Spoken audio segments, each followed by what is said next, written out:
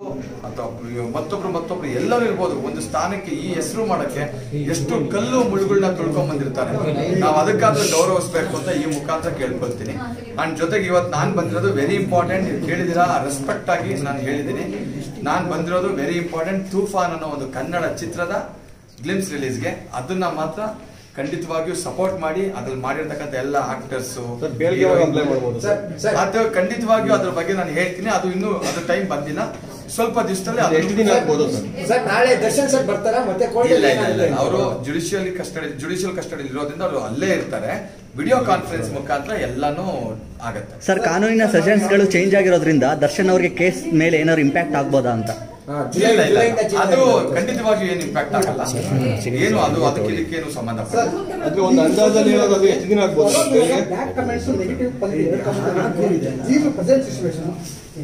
ಅಲ್ಲ. ನಾನು ಹೇಳ್ತಾ ಇದ್ದೀನಿ, ನನ್ನ ಪ್ರಕಾರ ಅದನ್ನ ಬೇಕಾಗಿಲ್ಲ ಇವಾಗ ಮಾತಾಡೋದು ಅಂತ ನಾನು. ಸರ್, ಇವಾಗ ಕೆಲವರು ಮಾಧ್ಯಮಗಳಲ್ಲಿ ಒಂದು ಸೋಷಿಯಲ್ ಮೀಡಿಯಾಗಳಲ್ಲಿ ಹೇಳ್ತಾ ಇದ್ದಾರೆ ರೇಣುಕಾಸ್ವಾಮಿನೂ ಕೂಡ ಅಶ್ಲೀಲವಾಗಿ ಮೆಸೇಜ್ ಮಾಡ್ತಿದ್ದ ಅಂತ. ಅದೇ ನಿಮ್ಗೆ ಸಪೋರ್ಟ್ ಆಗುತ್ತೆ ಸರ್?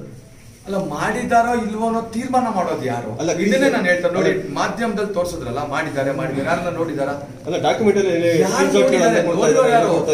ಆಸ್ ಎ ಲಾಯರ್ ಆಗಿ ಸಪೋರ್ಟ್ ಆಗ್ಬೋದು. ನಾನು ಹೇಳೋದು ಎಲ್ಲಿದೆ ನೋಡಿರೋರು ಯಾರು?